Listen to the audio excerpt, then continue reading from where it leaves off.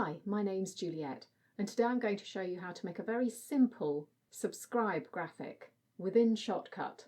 No bells and whistles included. First, create a text item and pull it across into the playlist.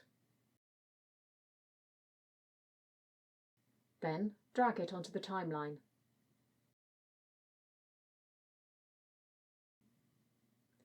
Adjust text defaults as required and give the text a red background, so that it looks like subscribe graphics usually do. Adjust the size of the text box so that it fits around the text.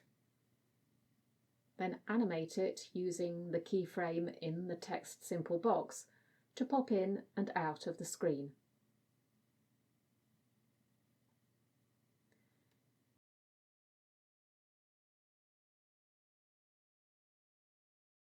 You could make this a lot more complicated with colour changes and imitation clicks, but if you want that, it would be a lot more efficient to bring in an animated graphic which has all the separate elements you need. This effect can be saved as a preset within the text simple box, so that next time you want a subscribed text item, you can just apply the filter and it'll work exactly as it did here. Here's how it looks for real. Thanks for watching, and if you've subscribed, I'll see you again next time.